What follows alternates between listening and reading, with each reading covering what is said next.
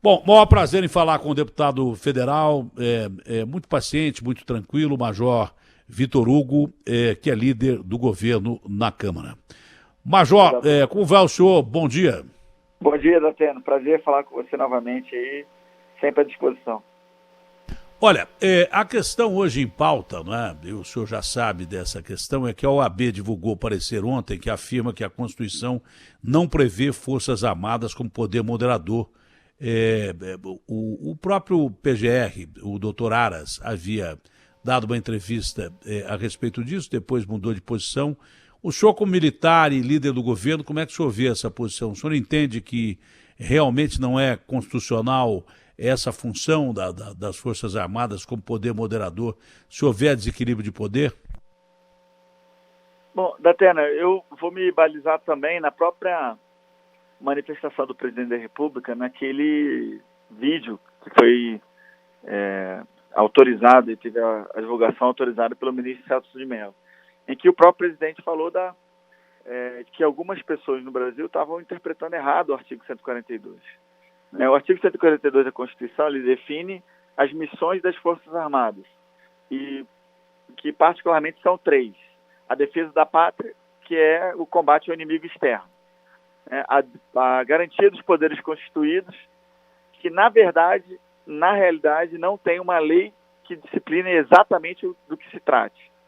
E a garantia da lei da ordem, essa sim que tem uma lei complementar, a Lei Complementar 97 de 99, que disciplina exatamente do que se trata, as hipóteses em que as Forças Armadas podem ser empregadas dentro da legalidade e da constitucionalidade para suprir a falta de um órgão de segurança pública que se encontra por qualquer motivo inexistente, insuficiente ou inadequado para aquela missão. É o caso, por exemplo, das greves das polícias e outros problemas maiores, como a questão ambiental. Teve uma operação de garantia da lei da ordem ambiental decretada pelo nosso presidente no ano passado, eu acho que foi estendida até.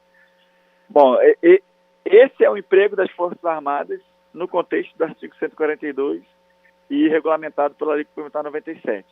É claro que as Forças Armadas, até pela história, pelo contexto social que nós temos, e pelo fato de serem instituições armadas, tem até um filósofo aí do direito, né, que fala sobre os fatores reais de poder. É claro que eles são, na realidade, um fator de estabilização, né? Um fator de garantir ou de mostrar para a sociedade como um todo que é preciso que haja um poder de autocontenção ou uma capacidade de autocontenção dos poderes em relação às atribuições dos demais poderes, para que não haja invasão de competência. Então eu vejo que as Forças Armadas não vão participar de nenhum tipo de atitude antidemocrática, vão se manter, tenho certeza absoluta, dentro dos limites do que a Constituição e as leis prevêem, eu tenho certeza disso, mas, por outro lado, eu desejo, rogo, assim como o presidente tem feito, que a gente consiga uma harmonia entre os poderes suficiente e adequada para que a gente consiga combater o Covid-19 como sendo inimigo comum. E, para isso, a harmonia só pode ser potencializada ou até conseguida, de novo, se cada poder conseguir se autoconter diante das atribuições típicas e principais dos demais poderes. Aí sim nós vamos ter poderes independentes, mas sobretudo harmônicos. O senhor citou aquela reunião que foi divulgada a contragosto do presidente, que achava que devia ser divulgado só o que interessava. Falou que tinha capacidade de destruir a fita, não destruiu para realmente não pairar nenhuma suspeição. E que o ministro Celso de Mello teria exagerado em divulgar toda a fita, onde havia coisas que não interessavam à sociedade, não é? O senhor chegou a pensar em pedir suspeição do decano Celso de Mello como líder do governo ou não? Eu acho que lógico, eu fiz um posicionamento político a respeito disso. Acho que a manifestação do ministro Celso de Mello foi uma manifestação muito forte, com um viés político muito claro, e que deixou todo mundo preocupado. Não é natural, não é normal a gente ver uma manifestação político, e quase que político-partidária, porque se referiu aos bolsonaristas, uma manifestação política tão explícita, contra um grupo político que hoje se encontra no poder, né? O presidente, ele falou do presidente Bolsonaro, né?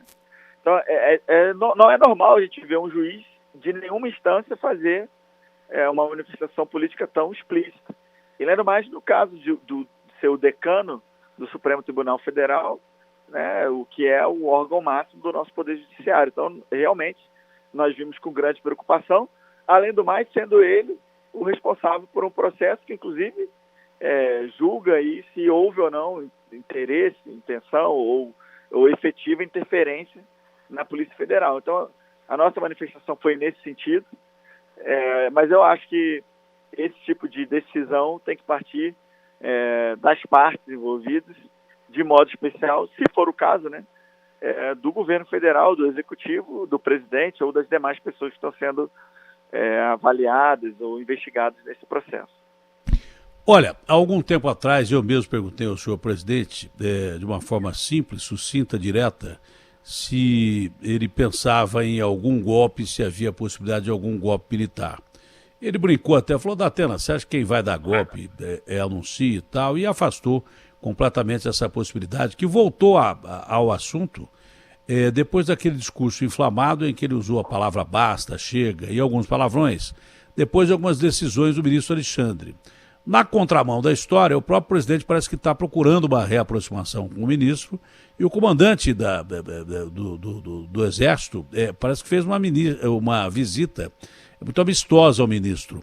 Isso significa que nós estamos entendendo que o poder executivo, do qual o senhor é líder desse governo, e as Forças Armadas estão tentando uma aproximação com o Supremo para evitar exatamente o desequilíbrio de poder, ameaça à democracia e combater a Covid-19. É mais ou menos isso que o senhor quis dizer na pergunta anterior?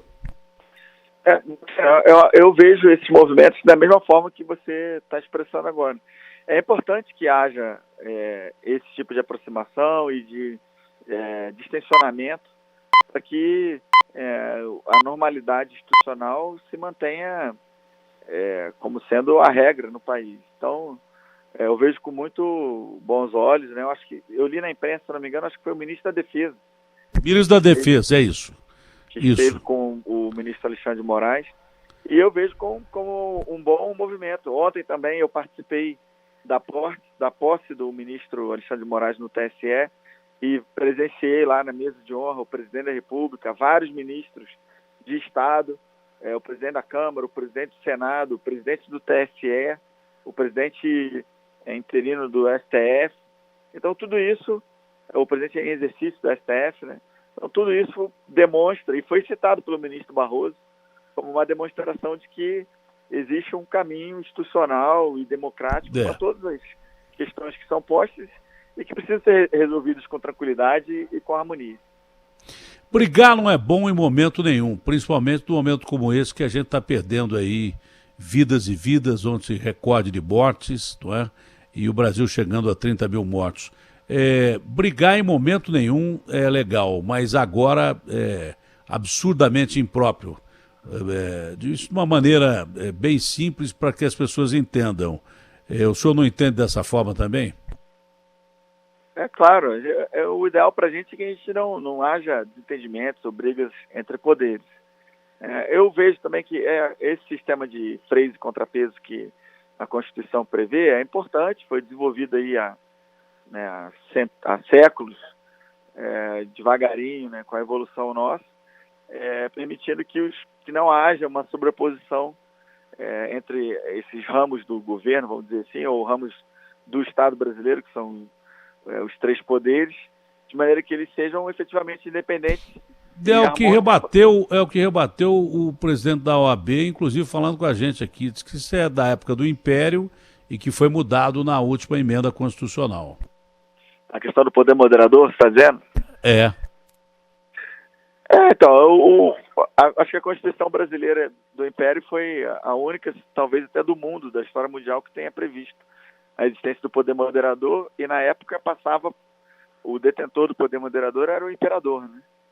Então, as constituições republicanas não trouxeram, a despeito de ter variado muito também as competências dos diversos poderes. Já teve uma época que o Senado poderia rever até decisões judiciais, a depender do... Então, e isso já não existe mais na nossa Constituição atual. Então, eu acho que foi uma construção histórica para chegarmos até esse ponto.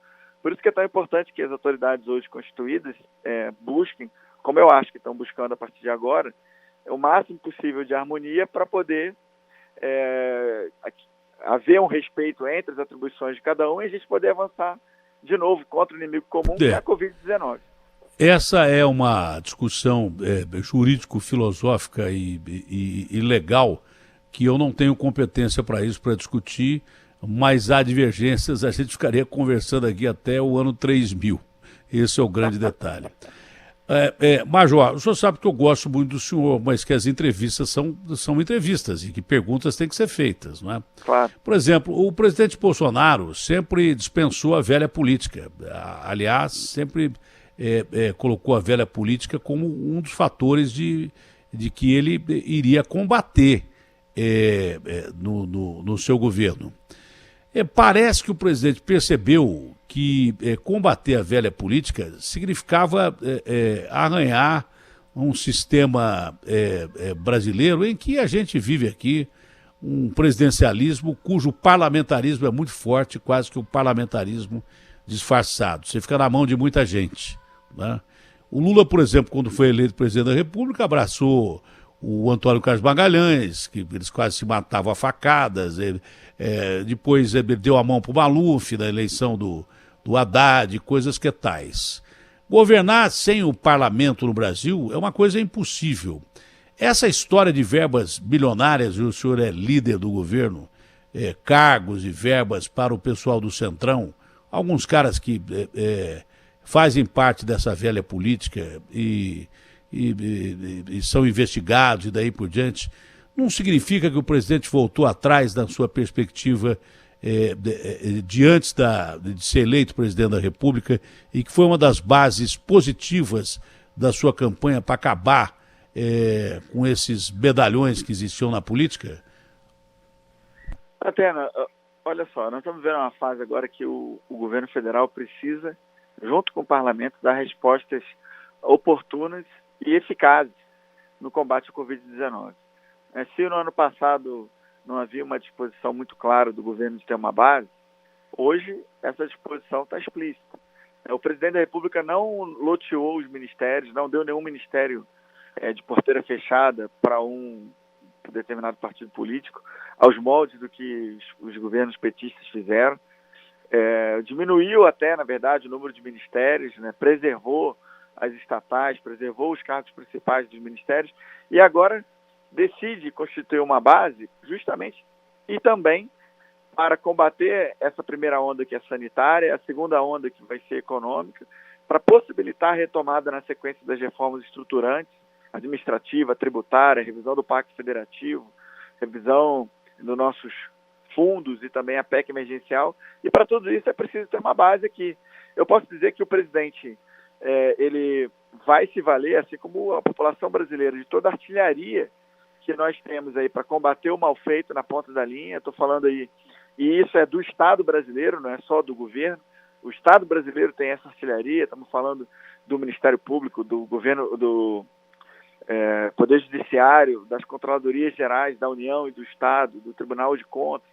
Então, tudo isso, hoje, inclusive com a expertise que foi desenvolvida no passado no combate a esses malfeitos no governo petista, nós temos um canhão apontado para todo mundo que for ocupar esses cargos. E o ano passado, o presidente fez um decreto editado pela CGU que discrimina quais são os critérios para ocupação dos cargos, tanto em termos de experiência quanto em termos de formação acadêmica, e isso vai certamente limitar para que haja ocupação, independente de quem indique, de que as pessoas indicadas sejam pessoas idôneas.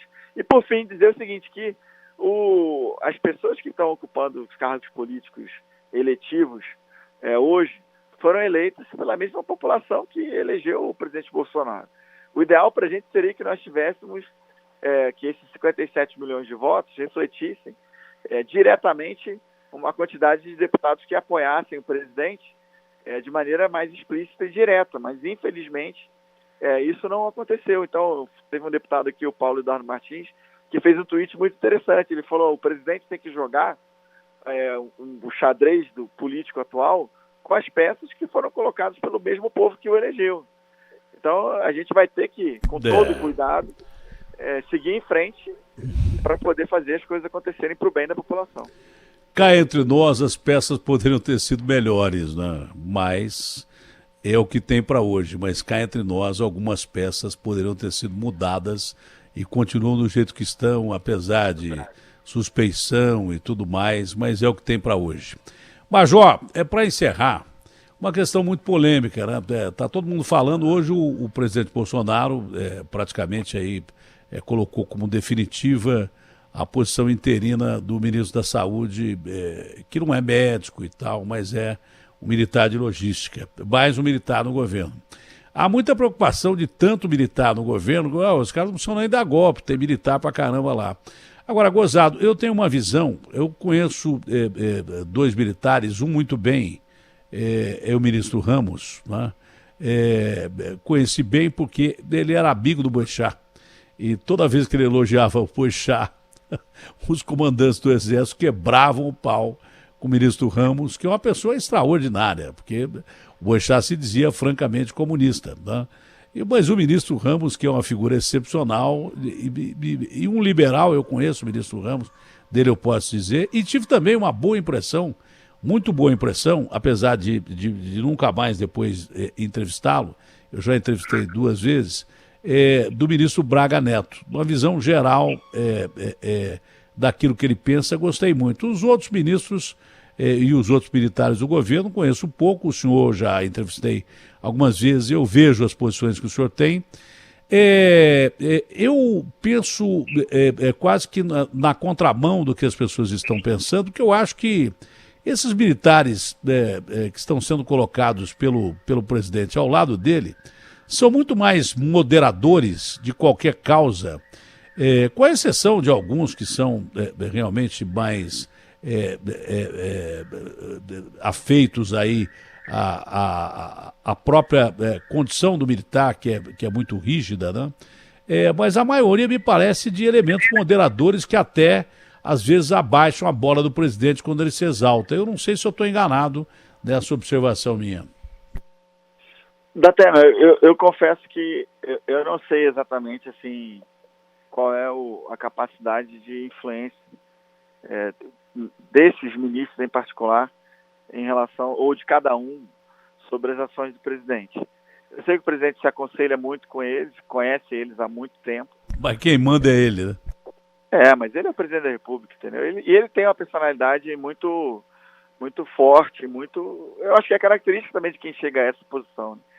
Porque para enfrentar tudo que ele enfrenta no dia a dia, né, eu leio todos os dias um resumo dos jornais. Todo dia eu acordo, a primeira coisa que eu faço é ler. E 90% do tempo, uma parte considerável da imprensa trata o presidente de uma maneira muito ruim, né, criticando não só as ações, o que seria, acho que natural, razoável de acontecer, mas muitas vezes indo para ataque pessoal, realmente, com palavras muito ruins, né, com adjetivos muito fortes para o mal. E o presidente tem uma personalidade forjada não só na caserna, mas também aqui nos anos de embate na Câmara, que o impele às vezes também a ir para o combate, muitas vezes, né? Então eu vejo isso muito como uma reação também a essa parte da imprensa que fustiga o presidente, independente do acerto ou de uma ação dele ser criticável ou não.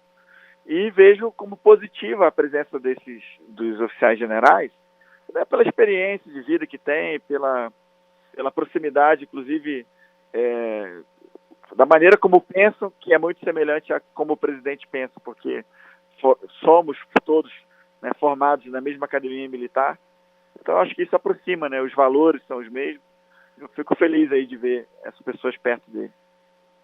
É que o presidente também, antes de ser atacado, às vezes ele ataca os caras, né, da imprensa. Então, a cada ação cabe uma reação. Eu tive uma conversa com o presidente da República Mas é aquilo que eu falei, o Bolsonaro é o Bolsonaro, não adianta você tentar mudar o Bolsonaro, não. Mas quando eu tive uma primeira conversa com o presidente, talvez até pela minha franqueza para com ele, eu sempre fiz boas entrevistas com o presidente, porque não me interessa brigar com o presidente, me interessa ouvir o que ele pensa. Se eu brigar com o presidente na primeira pergunta que eu fizer, e depende da pergunta que eu fizer, ele vai brigar comigo, ninguém vai saber o que ele está pensando.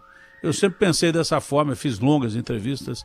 Essa entrevista que eu fiz com ele, tinha acabado de ser eleito presidente da República, eu fui até a casa dele lá na Barra, eu olhando assim, ele com aquela xícara de café, aquele copo de requeijão servindo café e tal, aquela casa, eu olhei para ele e falei assim, ô, presidente, eu sei que ladrão você não é, porque essa casa aqui é uma casa super simples, o jeito do senhor agir e tal. Agora, vem cá, o senhor já está eleito presidente da República, por que o senhor não para de criar encrenca com a imprensa? E para de brigar com os caras e pronto, acabou. E preside o Brasil, que é o mais importante. Eu disse isso a ele. Ele falou assim, mas os caras me atacam. E não tem jeito. A cada ação cabe uma reação. Eu acho que essa história não vai ser resolvida nunca, viu, Major? Eu tentei até apaziguar os ânimos, como tentei apaziguar os ânimos entre ele e o governador aqui de São Paulo.